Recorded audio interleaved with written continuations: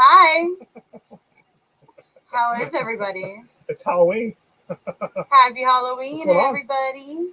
And I'm ultra mega Sagittarius Barbie today.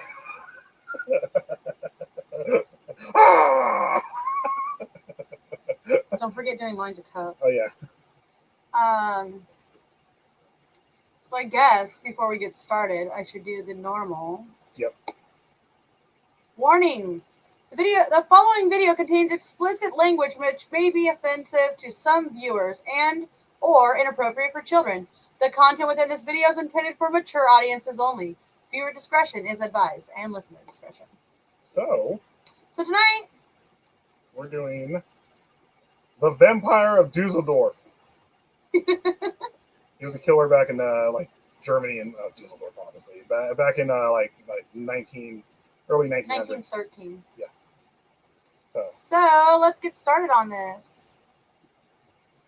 All right. So you're gonna see a man drink a beer with lipstick on or some shit. Because it's more like. This needs to scoot back. Oh, sorry. Hey, Mod, what's up? Carl, what's going on? Carl! What's what up? if your middle age is not mature? What the fuck do you do then? Yeah. You don't need to do anything. You can still stay, because I'm not mature. I mean, look at me. I've got blood in my beard. And, stuff happened. Gotta do those Ritz. Ritz! What's up, Doomsday? What's going on, Calvin? What's going on, Calvin? Hey, Calvin. So... Totally skipped over Mikey. Oh, Mike! And Christopher what's Michael! Doomsday? Christopher Michael! All right, so... Oh, Peter Curtin. Peter Curtin, or I'm sure there's a better way to pronounce that since it's German, with the two it's dots Curtin. on top. It is Peter Curtin. It's Peter Curtin. Yeah. So Das Curtain. behind the Iron Curtain. Behind Wrong Peter. curtain. Is that his porno name? Iron Curtain. Peter behind the Iron Curtain. Can you turn that light off, please? Oh shit! Yeah, that's his porno name. There we go. So Peter Curtin, he was born in 1883. Slight crisis. Hey, bud, what's up? That's so funny to be like, hey, bud. What's up, bud? Hell, you're fucking up real bad there, bud. Berta. Bud, have you ever watched Letterkenny? We fucking love that show. So, the German serial killer, Peter Curtin, known as Dusseldorf Vampire. Or the Vampire of Dusseldorf. Or Iron Curtain Vampire. That's He's like nowhere near the Iron Curtain. I know. It was way he murdered at least 9 people before he surrendered to the police. Well, Frank, Liz is one of the hottest girls I know, but with that lipstick on, you're so cute. I can't help it. I even got the blood on my face. Yep.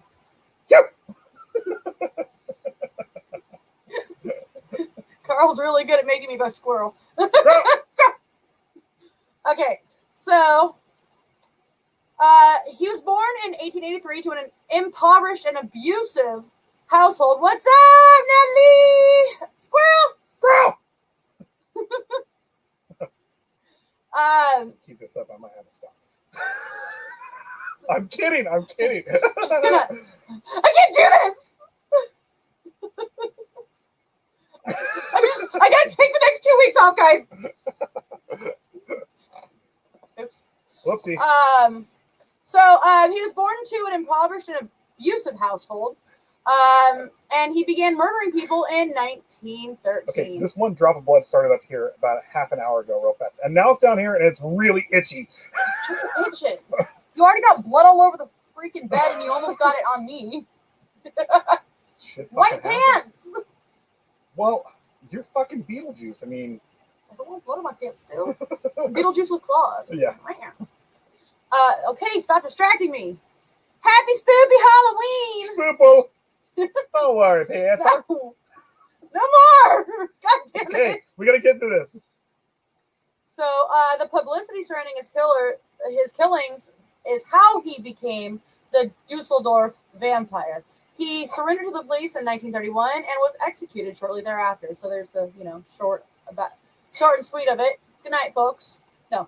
Okay. So he murdered. He went to jail. He died. And that's that. See you guys later. So his early life, Curtin was born to into extreme deprivation and poverty in Kolmheim. Cologne. Molheim. He's in Cologne. Molheim.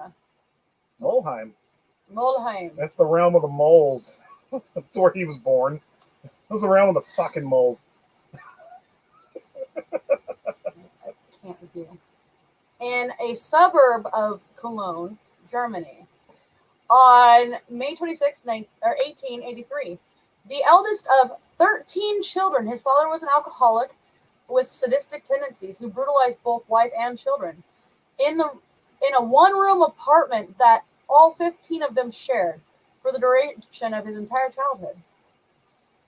Thank you, Jeff. Thank you so much. Oh, Mike, what lyrics are those? Oh, I am having a brain fart right now. What's that? Yes. Anyway. What's wrong? This daily subjection to sexual violence must have had an immense influence on a 9-year-old boy and formed an unhealthy relationship with a dog catcher living in the same building who introduced him to the practice of bestiality, carried out initially on dogs. Curtin claims to have drowned 2 of his school friends at the age of 9, having pushed one overboard, and the second had dived into it to rescue the friend, and then he held them both underwater as they suffocated. This was a 9-year-old, guys. Yeah, this shit started real young. He started this really, really early. Macabre Vampire of Dusseldorf. Oh, okay. So, at the time, the event was dismissed as a tragic childhood accident. As Curtin sexually matured, his bestiality extended to sheep, goats, and other farmyard animals. With the teenager discovering particular pleasure when the animal was stabbed during intercourse. Yeah. By 1899, at the age of 16, Curtin had progressed to petty crime and ran away from home to escape the continued violence. Shortly after he left, his father was arrested for incest with his 13-year-old sister. Damn. With Curtin's 13-year-old sister. I'm sorry, you said curtains. I'm like, and incest with curtains? Oh, Jesus Christ. And he was jailed for only 3 years for that. Curtin's petty crime. What? This is like the late 1800s or early 1900s, I know. so Still. that stuff wasn't as bad. I mean, it's terrible, and he should have been murdered for what he did. Hey, Raven, how you doing? Hey! He should have been murdered for what he did, but, back then they were like, oh, you did this to your kids, well, you're going to get a 1-year sentence. Go home after that. Carl, I just realized my childhood was pretty good. Single parent household, low income, and anything like that. I guess it was paradise. Didn't Carl grow up? Oh, no, Sweden wasn't behind the Iron Curtain. No. Would you stop it with the Iron Curtain? Hey, Sam. What's up? Sam! Oh, God. All right. Yeah, I know. Right, Natalie? Yeah, that's pretty fucked up. So, buttons. Let's do this. So, buttons on your underwear. All right. Curtin's petty crime soon led to the first of many short prison sentences for various misdemeanors that punctuated his existence over the following years. The appalling conditions within the prisons confirmed his sadistic tendencies, which he now transferred from farm animals to humans. Yeah, you got pretty fucked up pretty fast. No, Frank, we were independently fucked up. Well, there was actually one thing they... By the way. Yeah, I saw that. Hey, Joey! Hey, Joey. There was actually one thing they did about this because... I do have 2 sources right now. We're using biography.com or something like that. And then the other day I was listening to Serial Killers podcast, and the one thing that they mentioned on the Serial Killers podcast, Shit fire. Natalie's making me squirrel. Shit fire. He actually murdered when he was his 9. Oh yeah, you brought that up. We already said it. Oh shit. He killed 2 people. He drowned them. 2 kids. Yes, Yeah. He was 9. He pushed one overboard. I literally have the other one actually jumped in after him, and then he held both their heads down. So we totally just mentioned that. Such a terrible. Go do a couple more Ritz. All right. So with each successive sentence, Curtin's rage against society and his capacity for depravity increased. He discovered a fascination for brutal sex acts while in solitary confinement. Wait a second. So he discovered, let's read that sentence again. Wait. He discovered a fascination for brutal sex acts while in solitary confinement. Well, it wasn't just so. When he was in prison, he got aggressively masturbating. When he was in prison, he got put into solitary confinement Hi, Marcello. because of the things he did in prison. So, and prior to that, what he would do was they would get involved. All the child molesters, they would all get involved together and discuss things. Like seriously, that's what they were saying on the Serial Killers podcast. But they would get together and discuss how to do things. He fucked up somehow in prison. They threw him in solitary confinement, and then being in solitary confinement fucked with his head even more, and he just had more and more fantasies. Hey, what's up? Marcelo. From northern Argentina. I think we talked about that last time. Cry for me, Argentina. Okay, we're not going into Evita. We're not going into Evita. Dude, Madonna does a good job with that song, and My dad took me to go see that movie. I would love to go see that. See that movie again. We can watch it tonight. I know. You should. Okay, so I'm not making fun. I like that. That was a good movie. I like Argentina. Some fucking badass metal comes out of Argentina. Yeah, fuck yeah, dude. You guys have some nice. You guys have a nice country. Like it's super gorgeous. Oh yeah. That and So Chile. the appalling conditions with. God damn it! Sorry. Keep squirreling. So the brutal sex acts that he became fascinated with enhanced his fantasies so much that he began to break prison rules to ensure the maximum time in solitary confinement. His crimes during his periods of release between the prison spells, Curtin was responsible for various sexual assaults, but his first documented murder victim was 10-year-old Christine Klein. Klein was sexually assaulted and stabbed in her home in Cologne on May 25th, 1913, while her parents worked in their pub below her bedroom. Her uncle, who had an argument with her father, immediately came under suspicion, and Curtin, who returned to the scene of the crime the next day, was enthralled by the horror the killing had invoked in the locals, especially when the sexual assault came to light. The innocent uncle was clear to the murder, given the lack of evidence, but Curtin followed his trail with interest, whetting his sadistic appetite for suffering in others. So, real fast, 2 things here. His uncle, that guy actually never lived in, they never, the village that they lived in never let it go. Never let it go. They always believed he did it, even though they had proof he didn't do it.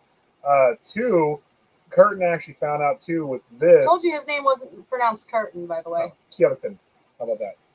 But we're just going to call him Curtin. Whatever. Sorry. We're Americanos. Speak. What happened with Peter Curtin with this murder, and that's when he said he stabbed her.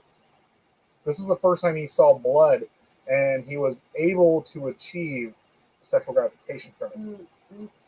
No. Well, no, he got it. It was the first time from a victim that he actually... I was going to say, because he discovered that he liked having sex while stabbing something while he was fucking a sheep. He didn't get sexual gratification from bestiality, but he did get sexual gratification with stabbing and seeing the blood. He did get sexual gratification from bestiality, though. Not the same. For him. But it was intensified by the stabbing. Yes. So, Curtin was called up for military service following the start of World War I, but military discipline did not suit him. He deserted from his barracks. He was jailed when captured and remained in prison until 1921, his longest sentence to date. And this rage at this injustice intensified. Dude, you went AWOL. Shut up. Yeah, but he went AWOL. no, he deserved the time. No, he did deserve the time, but at the same time, like the reason why he just didn't want to do it. So he said, "Fuck it," and he went AWOL, and he deserved it. Well, this is also Germany. Exactly. Don't go AWOL. This is also Germany during the Kaiser. I get that. Not saying that I support what military he was in. That's the most fucked up part. This guy could have actually had blood and mayhem by staying there, and he just was like, "Screw this, I'm taking off." So yes. Following his release from prison, he moved to Altenburg, where he married a former prostitute who had been jailed for the murder of her fiance. He spent the next 4 years living a life of relative normality,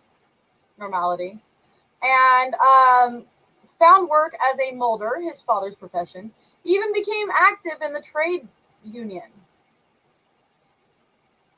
They banned Christopher Michael's the lyrics. Yeah, you gotta watch out for those. You need to put them in quotations. Yes, put them in quotations. Christopher Michael. That way, because I had a problem one time with Marilyn Manson lyrics. I got a 3-day ban over. Either that or somebody's on here reporting you, because we know that there's people watching. Go into the. See how many people are with us. We have 9 people. Where are they at? Oh, okay, so they're on Psychomantium, which I think that's actually Psychomantium, Psycho Bunny, Death Cult, Psycho Bunny DC. Yeah, they could be. Because last time we got in trouble, it was because somebody reported a comment. Yeah. So this normality was short-lived, however, and Curtin found himself exonerably drawn to Dusseldorf, where his criminal tendencies escalated from petty crimes to arson attacks, and then to sexual attacks, 4 of which are certainly attributed to him in the period of, or up until early 1929. One unlucky victim, Maria Kuhn, survived repeated stabbing by Curtin, and that caused 24 individual wounds. We know you're watching. So I like that voice. Rosa was the first of a number of victims that included young girls, women, and men over the next 15 months. A 45-year-old mechanic named Skier followed 5 days later, the victim of multiple stab wounds. Curtin returned to the scene of the crime to relive the moment, even speaking to detectives about the murder.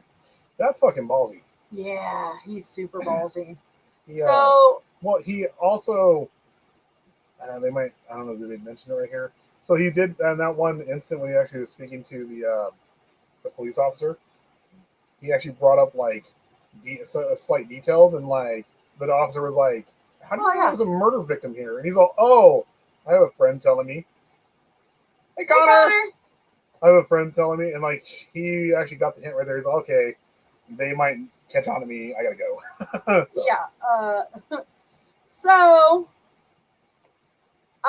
Sensationalist German press covered the attacks extensively, and when they discovered that investigators believed that the attacker might be drinking the blood of his victims, he was immortalized in print as the Vampire of Dusseldorf. The search for the killer received a major setback, however, when a learning disabled individual named Strasberg, accused of similar crimes, inexplicably admitted to all of the so-called vampire killings. He was committed to an asylum, and the police were convinced the case was solved. Hey, Brent. Hey, Brent! was out there. So, by August of 1929, it became apparent that their conviction was premature. A series... stop doing that. A series of strangulations and stabbings occurred culminating in a brutal fairground murder of foster sisters 5-year-old Gertrude Hamacher and 14-year-old Louise Linson. The next day, Curtin assaulted 2 other women, Gertrude Schultz, who survived the attack, and gave police a description of her attacker as a pleasant-looking male around 40 years old. Attacks became more and more frequent and were widely publicized, throwing the population of Dusseldorf into a panic as the victim count rocketed. Ida Reuter was raped and killed in September, and a servant girl named Elizabeth Dorier was battered to death on October 12, 1929. 2 other victims, named Murer and Wanders, were fortunate to survive brutal hammer attacks, but the very nondescript appearance of Curtin, as described by his victims, made it difficult to narrow down the list of potential suspects. Connor, real fast. This isn't Liz. This is Beetlejuice, and I'm Sagittarius. Barbie. Beetlejuice. Yeah, Sagittarius Barbie right here. That's the name of him 2 more times. Beetlegeist? Beetle what? He's all flashing signs. Say the fucking. What was it? Turn around and look behind you. He always says fuck once. Hey, how you doing? Fucking cockroach. Yeah. Or as a beetle. Hey. Hey, how you doing? I fucking love. We need to watch that tonight. Yeah, we need to watch the movie. So, I'll play some Skyrim. Curtin enjoyed the mass hysteria and horror enormously, feeding off the press attention, even going so far as to contact the newspaper on November 9th of 1929 with a map detailing the position of the body of his latest victim. This is where he gets Gertrude Alberman, a 5-year-old he had stabbed 2 days prior and then dumped her body and barely covered it under some rubble. So we're talking about the years right here. Things are actually happening over a span of time. And now he's to a point where he's completely comfortable. Way too comfortable. Yeah, so he doesn't care. He doesn't give a shit. He's doing stuff like that is actually giving up his whatever, who he is and all that shit. Yeah. Well, I mean, interestingly enough, like the only people who have ever been able to really get away with that kind of thing would be like Zodiac. But I still truly believe the Zodiac was multiple people. Yeah, and I do. Yeah, I definitely believe that. I think the same person was writing the notes, but they were working together. This is something actually we should get into with Odd Mother. Yes. Odd Mama, do you want to do a actually do it show together about the theories? Zodiac conspiracy theories? We should do it. Because I definitely believe it was cop. At least a cop. Somebody was within that field. He was definitely within the field, and there was multiple people. Is what I do believe. Yeah, I think that there was a bunch of people working together. Because they were literally like seconds away from him, and they knew how to avoid the cops. So it definitely had to be someone on the inside. I feel like maybe even the misspelled notes and all that stuff, that was all done on purpose. They showed that they've proven that the misspelling was done on purpose. Connor, I will be joining you in that aspect shortly after this. It's too bad we don't live in Ohio. We would just have you over to hang out. Seriously, smoke you out, whatever. Well, actually, give you edibles. The Zodiac Ice Selena. A bitty bitty bum bum. Come on the floor. I'm sorry. Oh, Natalie. Yes. Yes. Okay, not gonna lie, Natalie. I'll start writing it, getting everything together. We'll get everything together like tomorrow. We'll figure out a day soon. Yeah. Zodiac Ice Selena. Bitty bitty stab stab. A bitty bitty gunshot. So fucking fucked up. Wait, do I still have it? No, I cleaned it up because I have pictures. I forgot. I downloaded stuff. So you know what? Because we're going pretty fast here. Yeah. We can also get back into the Misfits and stuff like that too. So let's see. There you go. That's an artistic rendering. Well, that's someone edited a picture right there for me. I thought it was pretty fucking cool. The Hitler stash. What the hell? No, he really did. It was pre-World War II. I know, but what? That was a common mustache back then. Hitler stash. It wasn't the Hitler mustache at the time. It was just a mustache. Well, it's still called the Hitler stash. Yeah, now it is. But back then it wasn't. This is prior to Hitler getting in power and stuff like that. So this was actually pretty common among German men. So, and then Even the haircut, man. if you want to show this one real fast, that is his mummified head. Oh my god, that's kind of cool. That is his mummified head. That's really cool. They have it. I don't know what you know, museum you it was should in. I have should have warned looked that me up. what I was doing. Oh yeah, warning. Sorry, Well, guys. no, this is actual. This isn't. Still. Yeah. There you go. But yeah, that's his actual mummified head and everything like that. He, I can't remember. Well, clearly this is like one of Germany's first serial killers, so they definitely freaking dissected him. They studied his brain. They tried. There was another thing I actually found that they actually had his head on in a jar for a while, but I think He that shot her with his bitty bitty bum bum. I think that was a fake, just like the whole Rasputin dick on display in one of the horror museums in Europe right now is a fake too. Oh, you didn't hear? So Rasputin they supposedly have Rasputin. They supposedly have Rasputin's manhood on display in one of the European murder museums. I can't remember which one it is. It's actually really a horse cock. But supposedly Rasputin was hung like a horse. Hung more than a horse. That's actually the rumor. So Long Dong Silver style. Yes. Oh God. I'm glad that mustache still never came back. And Carl, right? I had to cheat and read up on him. I noticed that a disproportionate amount of his victims had Jewish names. Yeah. I mean, he had the mustache. He had the mustache, and he had the hair too. This is also during that mass hysteria. Well, World War I, but it was still there, where people. It was starting to come up. People were getting blamed for a lot of shit that was not their fault. So. I'm glad. We're all glad because we're all glad that fucking Hitler's a bastard. Well, long duck dong. Oh, where is my automobile?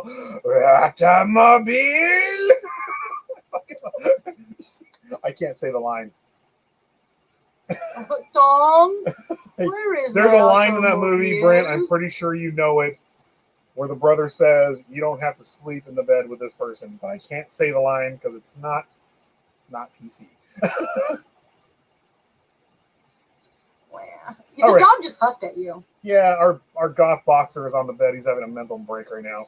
All German psychos have tiny mustaches. Yes. It's a freaking thing. Guess that's why Peter still decided to put Rasputin in the take. They're both hung like a horse. I guess so. No, he actually the reason why he did Rasputin was because Peter Steele was Russian descent, and he had a big thing for like the philosophy. And he had a he had a big thing too. He had everything going along with it. He really liked the Russian folklore. And so my otherwise useless stepdad explained to me that back then men had got to not cut themselves right under the nose, or since so the reason why they had the tiny mustaches was because they didn't want a chance cutting themselves right under the nose. Unlike us Americans, we fuck it. Let's do it. We do the opposite. We shave right there and then have the handlebar mustaches. Mutton chops. Yes. So, stupid X had those. You want to do a break real fast, or you want to play some stuff? Let's see. We need to not ruffle the butt hairs. So give us a second. It's 7:30. We are going to go to commercial real fast. Let's see. Oh, do the family one. Yeah, you know what? I'm going to do two. Remember Wednesdays, guys.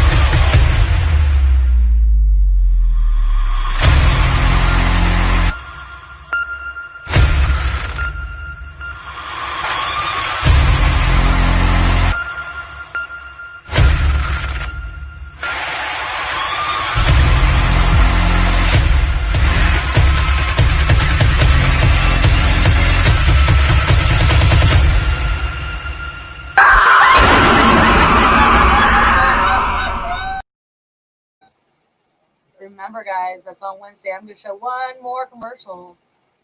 Actually, yeah. We're going to do that one Yep. after, and we can do this one now. Yep.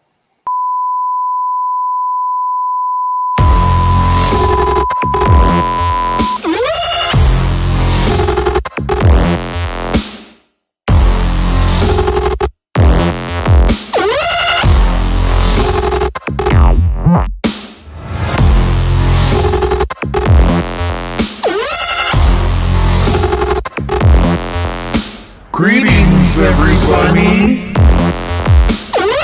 This is Mr. Applewhite speaking, reminding everybody to have a happy, spooky Halloween. And remember, feed your mind, free your head.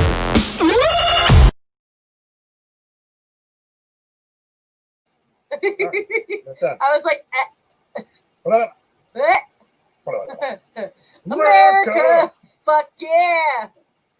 Come save the motherfucking day, yeah. Okay, so funny story about that song.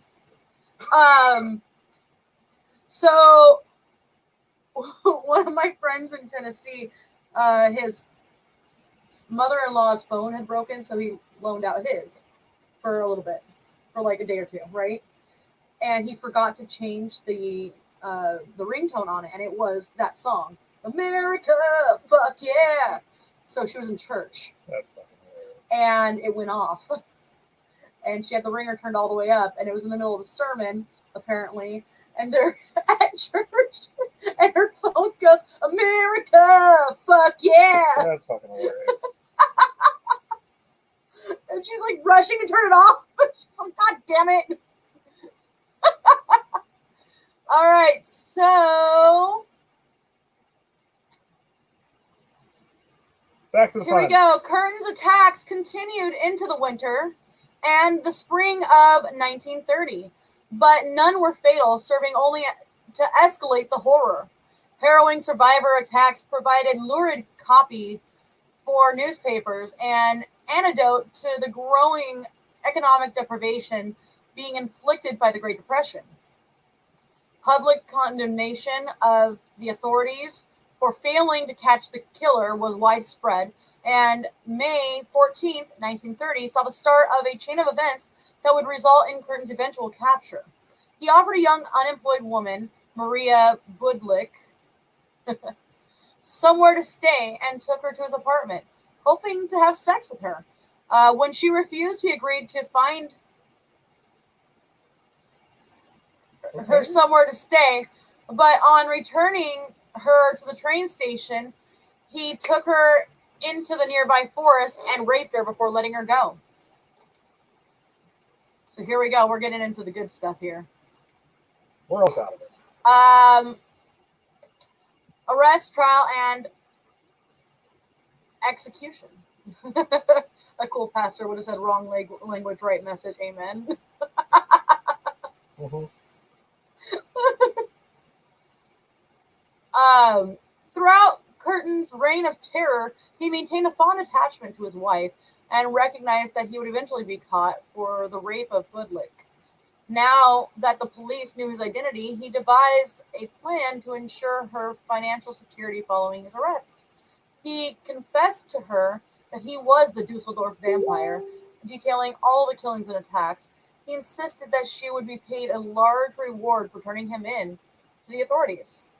On May 24th, 1930, Frau Curtin reluctantly did as her husband advised and took the police to their designated rendezvous site, which was a local church, where he surrendered quietly.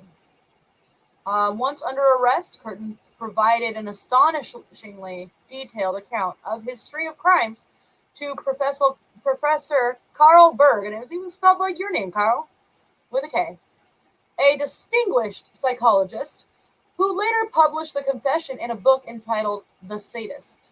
He claimed 79 individual acts of crime in all, and went to great lengths to convince the authorities of his guilt, perhaps in the hope that his full cooperation would ensure the maximum financial benefit for his wife. His memory was nearly photographic, and his recollection of each offense obviously provided him with great pleasure, less so the attending stenographers.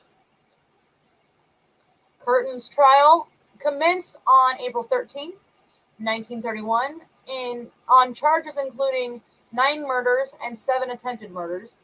To outward appearances, a successful businessman in a well-tailored suit, he initially retracted his extensive confession, claiming that he had sought only to ensure his wife's financial security. However, exhaustive questioning by the examining magistrate and the damning litany of evidence over the subsequent 2 months caused him to eventually admit guilt while under interrogation. In an emotionless voice, Curtin claimed that his childhood and the German penal system was responsible for releasing his sadistic tendencies, and he showed no remorse for his crimes. The jury took only 90 minutes to return a verdict of guilty on all counts, and Curtin received 9 death sentences. He was executed by guillotine on July 2nd, 1931 in Cologne, Germany, where he was born. His last words. His last words were reportedly, "Tell me, after my head is chopped off, will I still be able to hear, at least for a moment, the sound of my blood gushing from the stump of my neck? That would be the pleasure to end all pleasures." Which, more than likely, he did hear it. So he got what he wanted. Yep. We mowed through this. Yeah. Jesus Christ. We have more information on this. No, that's pretty much it. There's not much on Peter. It was very cut and dry. Well, he wasn't ashamed of any of his stuff that he did. Yeah. He really wasn't. Again, we got this from biography. I guess biography.com, is that it? Yeah. The biography channel. Yeah. Okay, there you go. That's where we got this from. So basically, this was updated. The original article that we got was from April 2nd, 2014, but it was updated recently in July of this year.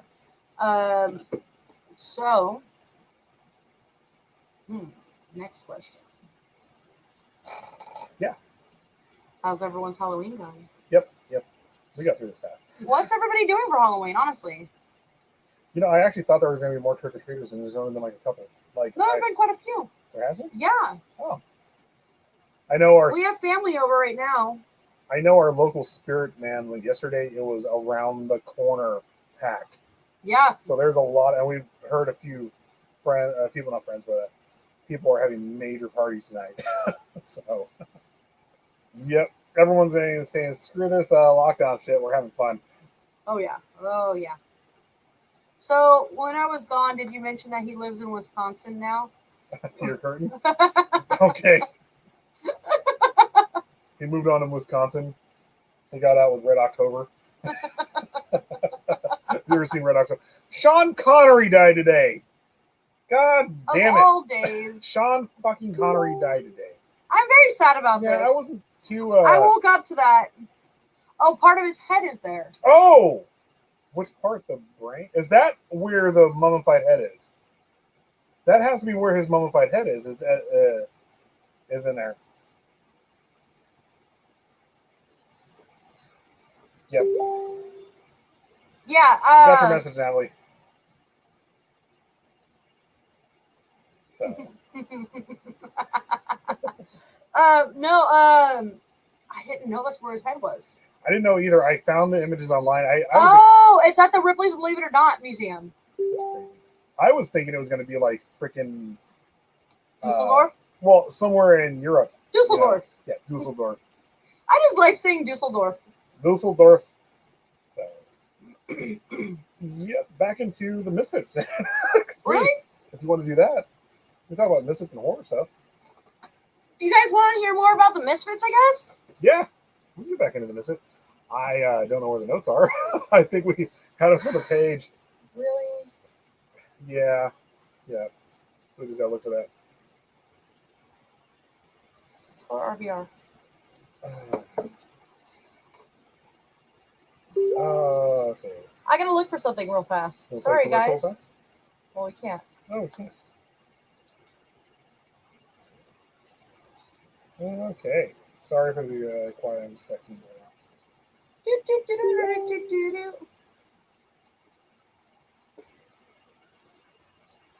Oh my god, guys. Guys, why? All right. Of course I say Dusseldorf correctly. Dusseldorf. Hey, Peter, you want to go to that Dusseldorf? So, yesterday we were talking about the Misfits. That was yesterday, right? Yeah. We got halfway through them. We'll talk a little more. We got like another 15 minutes to go here. We ended off with the lyrics. Let's go down to Walk Among Us. New projects. Oh, well, we were in legal and stuff like that. We already did all that. No, we didn't actually. Let's get into legal out. So this was the albums in dissolution. Let's go. Zardoz, a great film. Oh, I know. Yeah. I'm so sad about. Where he's all gun out like this, and he has a leotard on or whatever it is.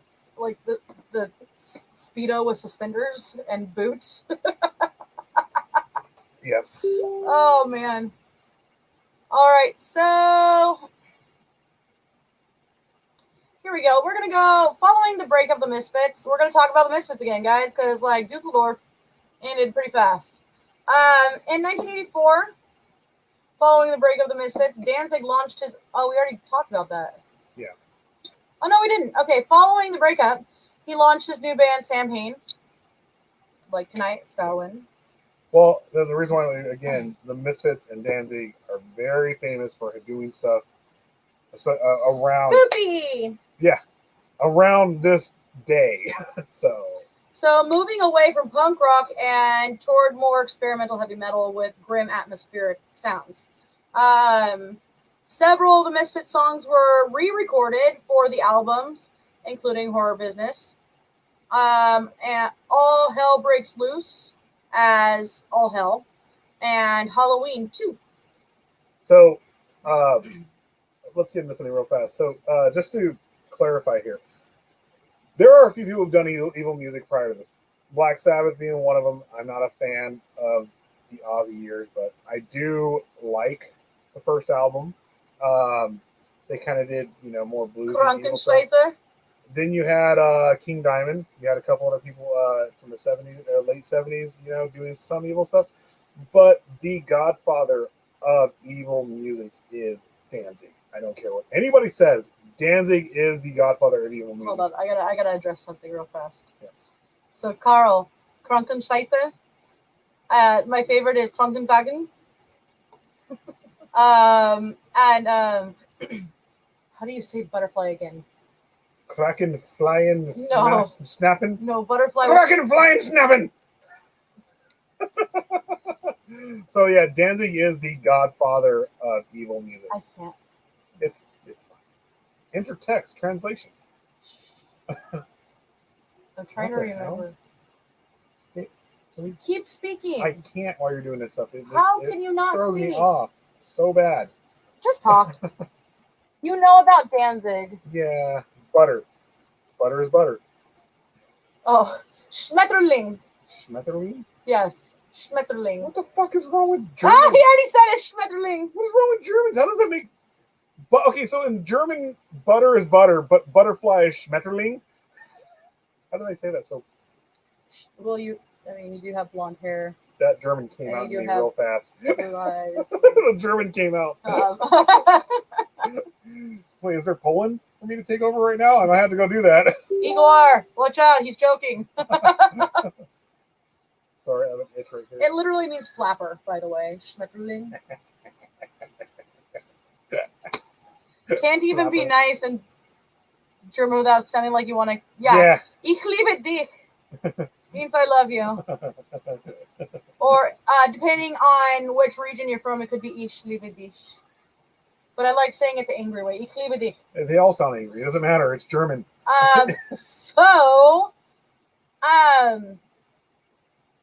In 87, the band signed up to a major record label, and Danzig replaced most of the rhythm section, renaming the group Danzig. He continues to front Danzig currently.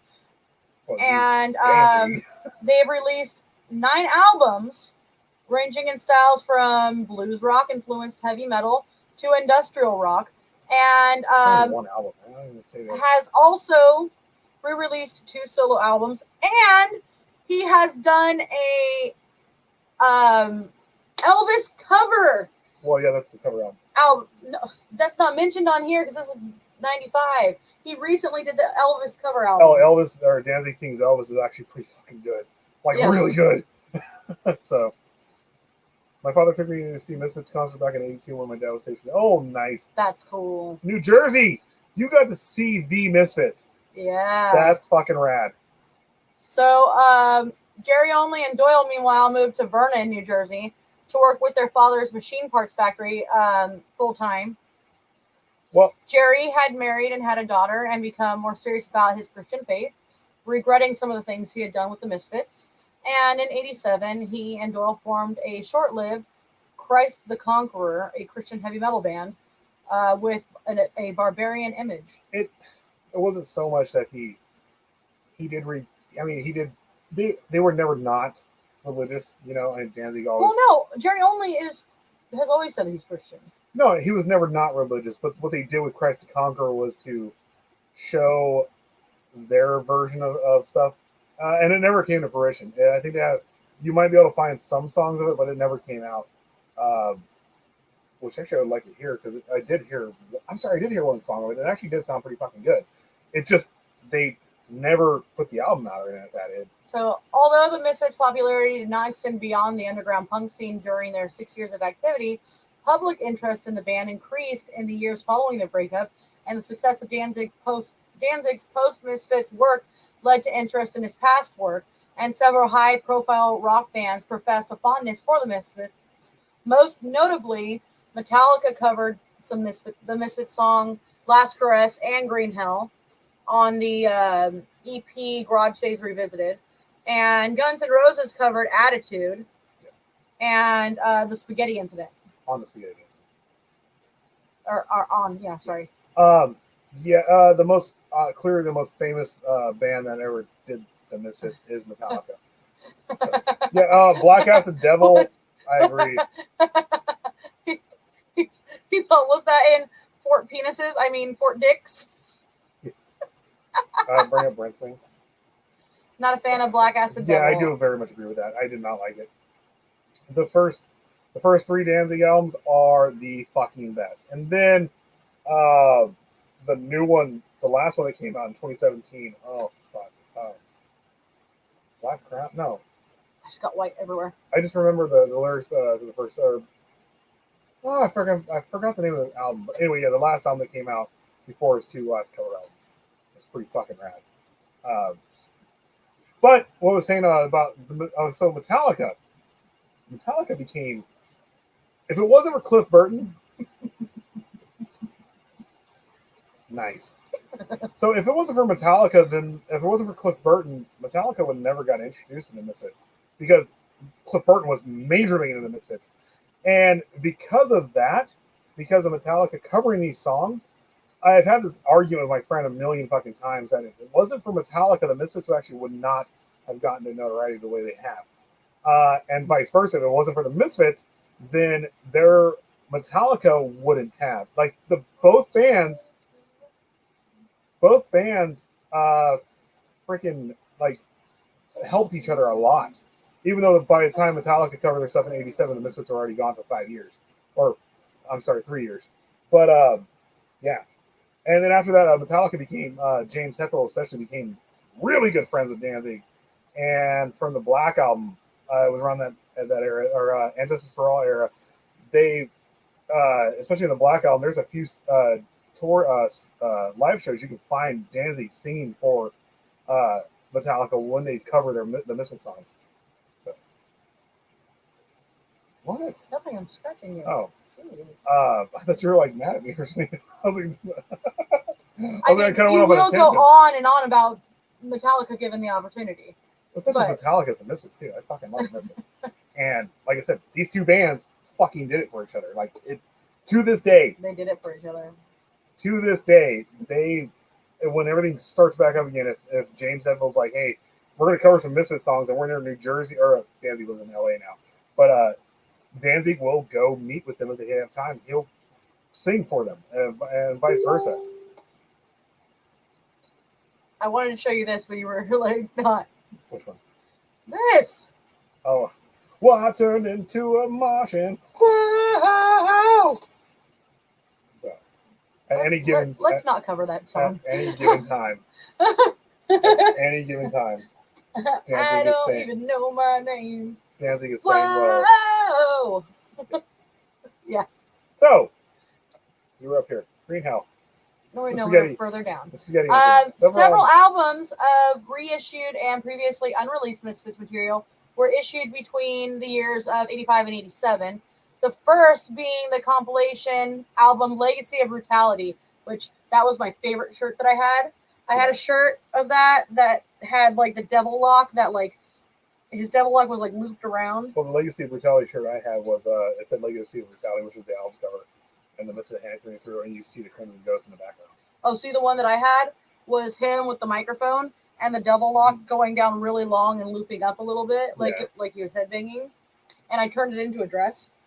I really fucking. Legacy of Brutality was pretty much Static Age. Nice. So the first time Brent saw Danzig was when he opened up for Metallica in Indianapolis in '98. Do you in '94. see the power of Metallica? These guys, like that was the Black Album. That was the Black Album tour when they came back. Let me just say something here. You always give me so much crap for saying I actually like the Black Album. I'm not saying I like the Black Album. I'm saying that was the Black Album tour. I know, but I don't understand why you do give me crap for liking the Black Album. I don't give anybody crap for liking the Black Album. I say it's the most commercial album they've ever put out. Okay. Very much so. I like songs about the Black Album, but for the most part, they got Bob Rock to come in there, and because they got Bob Rock to come in there, Mr. Alanis Morissette, actually I don't mind Alanis Morissette, they got them to come in there, and he made them commercial. Like that's American Nightmare. Ooh. American Nightmare. Which was American Nightmare? Remind me. I had a brain fart. American Nightmare. Oh, what was American Nightmare? Oh my gosh. Is that Michael Graves' era? I can't do this with fake nails. And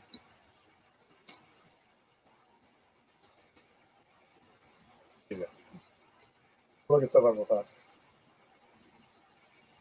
A TV series? no. I don't know. It's We'll go Misfits box set with Legacy of Brutality. American Nightmare was on it. No, that was just it was just the Misfit box set. American Nightmare The was song. Yes, the song. Oh, okay. I got a brain fart. We have a lot of brain farts tonight. But yeah, So many of the songs included from like Static Age album. Danzig overdubbed many of the album's instrument tracks to avoid having to pay royalties to the other former band members. That's kind of a dick move, but whatever. Okay, they try to say that. I'm sorry, this because we're looking at Wikipedia right now. Thank you. It's on Legacy. That's yes and no. Those songs were not completed. They really weren't. They didn't get the albums out. The first official album was Walk Among Us, and this Static Age was supposed to be the first album. They never got into the studio to do them, so the songs, the actual tracks, were not complete. They weren't. They didn't sound good. I've heard the original tracks. They don't sound good. Danzig did this to fix them, and after he fixed them, they sounded better. And it was also like it was a double-edged sword. He also got off from the royalties because he was able to do this stuff. So, Misfits, more commonly referred to as Collection 1, followed in 86. And then Evil Live EP was reissued as a full album in 87 with 5 additional tracks. Jerry contacted Danzig about receiving a portion of the royalties from these albums, for the sales, beginning at a legal battle that lasted several years and involved other past members of the band. All of the Misfits material had been credited to Danzig, and though only later conceded that Danzig had written nearly all the lyrics and most of the music, he contended that he and Doyle wrote 25% or maybe 30% of the music and deserved some compensation. Danzig is very, very much, this is my music. I'm writing it. I do everything. He is it. Oh, shit. I'm glad the box is in there right now. We have gunshots outside right now. That's gunshots. Danzig did. You're okay. Oh, you okay, Bubba's? Come here. Come here. Bubba's, you're okay. Come here. Come here. Boxer's freaking out right now. Danzig did write a lot of stuff. Oh my God, I gotta get these fake nails off. But it's pretty naive to say that just because Okay, come here. these guys were in a band for so fucking long, they did probably put a riff or two out. So Doyle and Jerry only were correct about it. Turns out, by the way, the new press-ons are actually pretty good. They're ripping my nails off. Oh shit! You're okay. Do you want to stop here or? Yeah, I guess. You know what, guys? We actually have gunshots going off. Yeah, it's a party night. So I'm gonna take my press-on nails off and try not to kill my nail bed and protect the boxer. So hold on a second. I just put the nails on Frank's phone on accident. I gotta put this up here. So for the rest of the people in here, I'm Super Square Dude, who's here because I like Liz and Frank. So my only rock concert was home in Sweden when my buddy, who's always got free tickets from his record store job, begged me to go. So I watched Twisted Sister live. Oh, I would have loved that. Level. That's awesome. That's actually pretty fucking cool. That is awesome. I would have loved to have seen them. That's why you're taking off your nails. Oh, hell no! You done fucked up now. Start ripping them off. Take my earrings out too. Start putting my hair up and kicking my heels I off. think Christopher Michael's making a reference to the Family Guy episode. Yeah. Where he starts like, oh hell no. Yeah. Yeah. All right, guys, we're gonna play one last thing and we're out. So yeah, we're gonna bounce. We gotta go make sure everybody's okay. The Dusseldorf vampire thing actually we went through that pretty fucking fast. So have a happy Halloween. Have a wonderful, safe night. I hope some of the kiddies did get to go trick or treating. Oh no, she didn't. But can you hear Carl say that with his Swedish accent? Oh no, I can't do it. We can't do a Swedish accent. I can't do the Swedish accent when I want to do it. Is military guy gonna be there? Oh, he probably is already outside right now. Who knows? With his gun and his light that was on it, that's attached. Yeah. I told him about our neighbor. Oh. About how our neighbor, when that mortar came flying at our truck. Yeah, he was straight up PTSD that moment. He was like he came out. It was like, okay, bro, I'm just gonna go see if I can find the guy and call the cops. He was ready. You're good. You're good. He was that ready. So yeah. No. Side note. I got Carl. So Carl and Jimmy commented on the same post. Yeah. And I was like, I have both Swedes talking at the same time. Gimme? Gimme. So Carl started speaking in Swedish. No, I'm still left out here. Yep. All right, guys. Have a wonderful night. Have a happy Halloween. We will most certainly stay safe. And let us end with this. Good night, guys.